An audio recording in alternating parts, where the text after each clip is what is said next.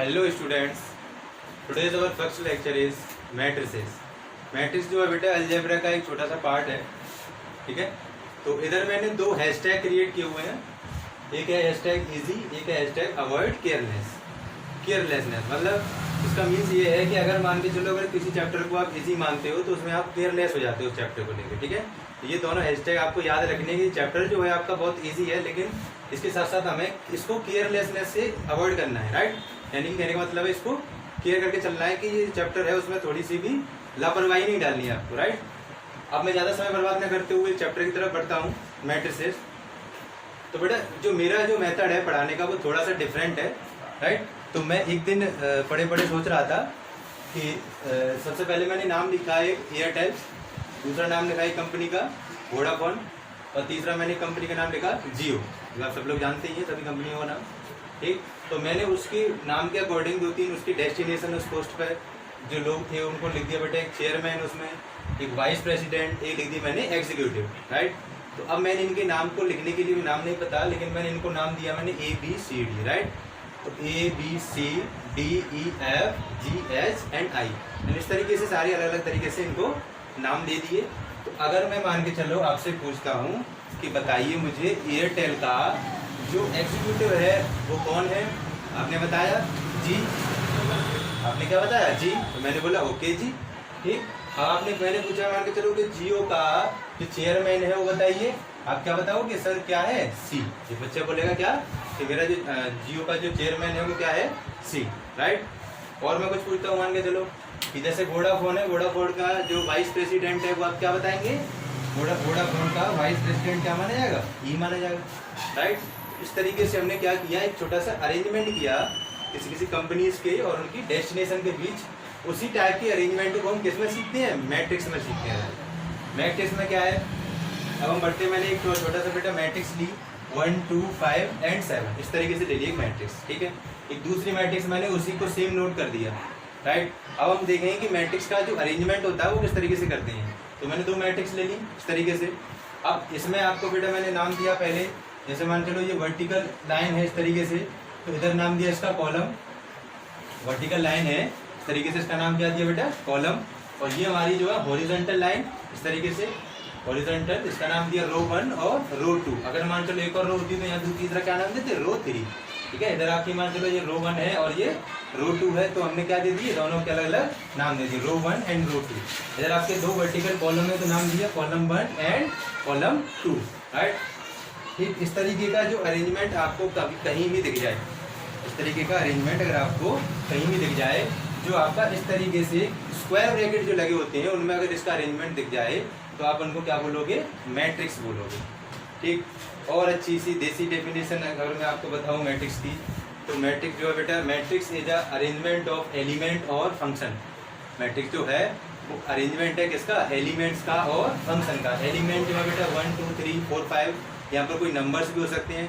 और फंक्शन का मीन्स यहाँ पर ये है कि कोई भी फंक्शन जैसे ट्रिग्नोमेट्रिक, अलजेब्रिक, लॉगरिथमिक, कोई भी यहाँ पर फंक्शन हो सकता है। ABCD हो सकता है, साइन कॉस टेन कॉट हो सकता है, लॉग भी आ सकता है इसमें, ठीक। इस तरीके से आपको यहाँ पर इनके अंदर जो सारे नंबर्स होते हैं उनको हम नाम देते हैं एलिमेंट्स। और अगर फंक्शन आ जाते हैं साथ में, साइन एक्स कॉस है, ट्रिग्नोमेट्रिक जो भी फंक्शन आ जाता है उसका नाम देते हैं फंक्शन, लेकिन बोलेंगे उनको हम एलिमेंट्स, राइट। तो इस फॉर्म का कोई भी अरेंजमेंट जो होता है जिसमें रो होती हैं और क्या होता है, कॉलम होती हैं, रो होती हैं और क्या होता है, कॉलम होती हैं, तो उसको हम बोलते हैं बेटा मैट्रिक्स। क्या बोलते हैं, मैट्रिक्स। मैट्रिक्स की जो प्लूरल फॉर्म होती है उसी का नाम दिया जाता है किससे, मैट्रिसेस से। तो चैप्टर समझ में आ रहा है बेटा, कोई भी एक रेक्टेंगुलर अरेंजमेंट जिसमें नंबर ऑफ रो और नंबर ऑफ कॉलम होती हैं उसे हम क्या बोलते हैं, मैट्रिक्स बोलते हैं, ठीक है।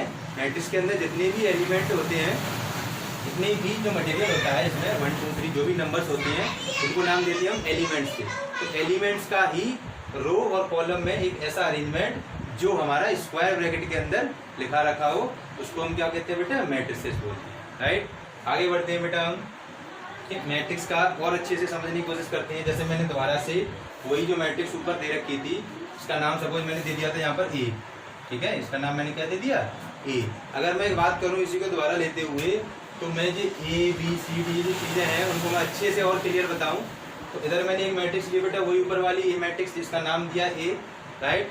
इधर आप दोबारा से समझेंगे रो और कॉलम क्या होते हैं। इधर देखेंगे बेटा कि रो जो होती है वो क्या बेटा, पहली वाली इस तरीके से horizontal, that is known as row 1, इसका नाम दिया हमने रो 1। दूसरा नाम दे दिया मैंने इसका रो 2, ठीक। तीसरा नाम दे दिया मैंने इसका बेटा रो 3। अगर यहाँ पर एक और रो होती है तो उसका नाम देते हैं हम रो 4, ठीक। ऐसे जो वर्टिकल लाइंस होती है उनको नाम देते हैं बेटा हम, जैसे पहली वाली रो है तो उसको C1, दूसरा वाला है उसको C2, ये कॉलम्स होते हैं बेटा, ये क्या बोले जाते हैं, कॉलम्स बोले जाते हैं। और ये हमारी रो, यानी कि horizontal line is known as row and vertical line is known as columns, ठीक है। तो कॉलम है ये C1 नाम दिया मैंने, दूसरा कॉलम है तो C2 नाम दे दिया है, तीसरा कॉलम है तो मैंने इसका नाम C3 दे दिया है। अब मैं बात करता हूँ, मैंने पूछा ए से, मैंने क्या पूछा बेटा कि मैंने पूछा ए से, एक बच्चे से पूछा कि बच्चे ने मुझसे पूछा कि सर ये ए है वो क्या है, तो मैंने पूछा ए से भाई आप बताओ आप कौन हो, आपका एड्रेस क्या है। तो ए ने बताया कि मैं जो हूँ वो A11 हूँ। क्या बताया उसने, मैं जो हूँ वो A11 हूँ। मैंने कहा ये कैसा आपका एड्रेस है, तो उसने बताया कि A11 का मेरा मतलब है कि ए तो मेरा एलिमेंट को किसी को रिप्रेजेंट करने का साइन होता है, कोई भी एलिमेंट हो उसको ना आप रिप्रेजेंट करेंगे ए से, ठीक है, इसकी कॉम्पैक्ट फॉर्म बनती है।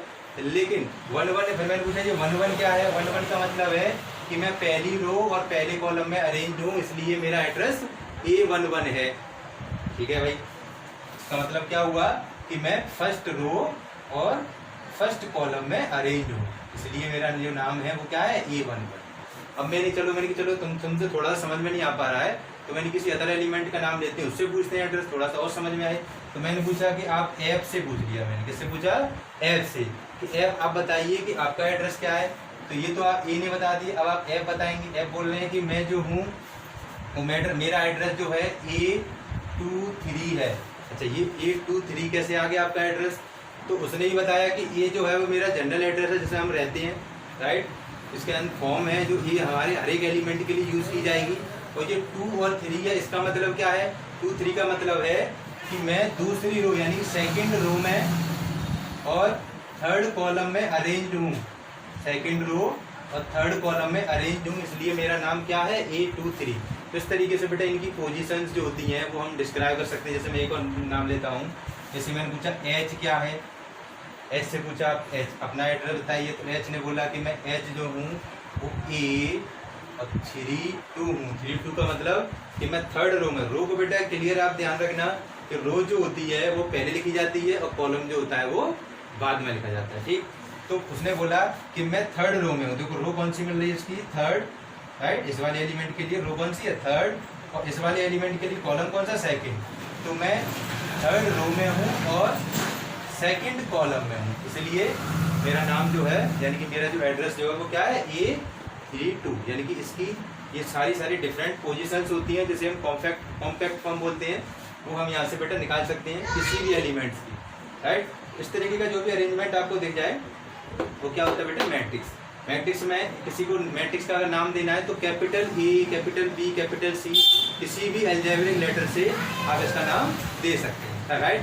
सबसे पहला लेटर A होता है इसलिए हमने इधर A का नाम दिया इधर, ठीक। आगे बढ़ते हैं हम इसके ऑर्डर की तरफ, ठीक है। ऑर्डर क्या होता है मैट्रिक्स के अंदर, मैट्रिक्स के अंदर जो ऑर्डर होता है वो उसका रो नंबर और उसका कॉलम नंबर होता है बेटा। यानी कि अगर कोई मैट्रिक्स है, इधर मैट्रिक्स की बात करते हैं, अगर इसका ऑर्डर बताना है, इसका ऑर्डर बताने के लिए आपको इसमें चेक करना होगा कि कितने हमारे रो हैं और कितने हमारे कॉलम्स हैं। तो रो काउंट करें बेटा, इधर देखो इसमें 1 2 3 रोज हो गई और 1 2 3 कॉलम्स हो गई। अभी बात कर रहा था मैं कि रो जो होती है वो पहले लिखी जाती है, कॉलम जो होते हैं वो बाद में लिखी जाती हैं। तो इसका ऑर्डर जो है वो क्या बन जाएगा, 3 रो है और 3 कॉलम है, तो 3 क्रॉस 3। अब इसको 3 × 3 9 मत कर देना, आपको क्या लिखना है 3 क्रॉस 3, यानी कि जो ऑर्डर हो गया वो इसका क्या बनेगा 3 क्रॉस 3, राइट।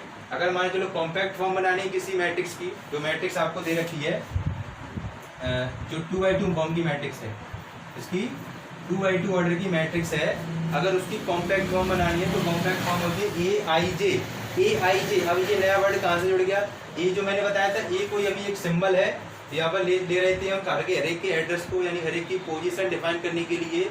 और आई और जे जो है बेटा, आई है उस मैट्रिक्स के अंदर जो उसकी रो है उस रो का नंबर, यानी कि आई का मतलब हो गया, जैसे मैंने इसको लिया था तो ये आई बनेगी 1 का मतलब है ये पहली रो में एलिमेंट होगा तो आई की वैल्यू 1 बन जाएगी, राइट। अब जे क्या है बेटा, जे है उस कॉलम का नंबर, यानी कि किसी भी पोजीशन में जैसे मान चलो इस एलिमेंट को लेते हैं बेटा A22। A22 का मतलब क्या हो जाएगा, यहाँ पर ये जो एलिमेंट है वो सेकंड रो और सेकंड कॉलम में है, सेकंड रो और सेकंड कॉलम। तो यहाँ पर आई की वैल्यू क्या बन जाएगी 2 और कॉलम की वैल्यू यानी कि जे की वैल्यू क्या बन जाएगी 2। ठीक है, इस तरीके से ए आई जे इसकी क्या होती है कॉम्पैक्ट फॉर्म। उस कॉम्पैक्ट फॉर्म के अकॉर्डिंग जो मैट्रिक्स है, अगर 2x2 की आपको मैट्रिक्स बनानी है तो कैसे बनाएंगे, हमें पता चल जाएगा कि इसके अंदर 2 रो लेनी है और 2 कॉलम लेने हैं। तो हमने 2 रो लेनी और 2 कॉलम ले लिए। ये होगी 1, तो नाम देता हूँ बेटा मैं, ये रो 1 हो गया और रो 2, ये कॉलम 1 और ये कॉलम 2। इस तरीके से हम क्या कर सकते हैं बेटा, इनका कॉम्पैक्ट फॉर्म बना सकते हैं। अगर वो बात करता है इसी में क्वेश्चन कि ये तो आपने कॉम्पैक्ट फॉर्म लिख दी, अब एक कॉम्पैक्ट फॉर्म का मैं एक रिलेशन देता हूँ आपको। वो रिलेशन है a प्लस डी, या फिर इस तरीके से दे i plus j, i plus j. इस जो रिलेशन है उसके जरिए आपको क्या बताना है, एक मैट्रिक्स ड्राइव करनी है। तो आपको मैट्रिक्स ड्राइव करने के लिए क्या करना है बेटा, a इक्वल्स टू लेंगे, ठीक, इक्वल्स टू लेंगे। अगर मान के चलो इधर क्या है a11, तो यहाँ पर आई की और जे की दोनों वैल्यू क्या करनी है बेटा, आपको ऐड करनी है। अगर प्लस लगाओ तो प्लस करनी है, माइनस लगाओ तो माइनस करनी है। तो आप क्या करेंगे, आई और जे की वैल्यू क्या है 1 1, तो इसको आप ऐड कर लेंगे, क्या मिल जाएगा हमें 2। तो पहला एलिमेंट क्या मिल जाएगा 2 मिल गया। ठीक है बेटा, दूसरा आपको क्या बनाना है, A12 बनानी बेटा। A12 बनाने के लिए क्या करना पड़ेगा, 1 और 2 ऐड हो जाएगा तो क्या मिल जाएगा 3। तो हमने 3 बना दिया। ठीक है, आगे A21, A21 के लिए क्या करना है 1 2 और 1 को ऐड करना बेटा, क्या मिल जाएगा 3। तो ये हमारा एलिमेंट हो गया 3। इसके अकॉर्डिंग सीधा सीधा बनते जा रहा है बेटा। ये थर्ड रो है, इन सेकंड रो है और फर्स्ट कॉलम में से लिया गया एलिमेंट है, तो क्या मिल गया 3 मिल गया। इन दोनों को क्या किया बेटा, आई और जे जो वैल्यूज हैं, यानी पहली वाली वैल्यू आई की, दूसरी वाली वैल्यू जे की, दोनों को जोड़ जोड़ के हमने क्या निकाल दिया बेटा, सारे एलिमेंट निकाल सकते हैं। राइट। अब लास्ट वाला जो एलिमेंट है बेटा क्या है हमारा A22, का मतलब आई की वैल्यू 2 और जे की वैल्यू भी 2, दोनों को ऐड करेंगे तो कितना मिल जाएगा 4। तो ये तो हमें केवल ऐड करके मैट्रिक्स मिल गई। इस तरीके से आपको जो अरेंजमेंट मिलेगा वो माइनस भी हो सकता है, 2 का मल्टीप्लाई भी आ सकता है, किसी का स्क्वायर भी आ सकता है। तो आप उसी तरीके से इन्हीं नंबर्स को आपको क्या करना बेटा, अरेंज करना है। ठीक, अब मैट्रिक्स आपको याद रखनी पड़ेगी कि अगर वो बात कर रहा है 2x2 ऑर्डर की, तो आपको ये 2x2 ऑर्डर की लेनी, क्योंकि यहाँ पर ऑर्डर क्या बनेगा 2x2। 2x2 क्यों बनेगा, क्योंकि यहाँ पर 2 रो हैं और 2 कॉलम हैं। हमारी बात, अगर वो बात करेंगे बेटा आपको बताइए कि 3x2 की बतानी है, तो इधर आपको क्या करना पड़ेगा, 3 रो बनानी पड़ेंगे इस तरीके से 1 2 3 और 2 आपको क्या बनानी पड़ेंगे, कॉलम बनानी पड़ेंगे। हमारी बात, इस तरीके से अब हम आगे बढ़ेंगे बेटा टाइप्स ऑफ मैट्रिक्स की तरफ।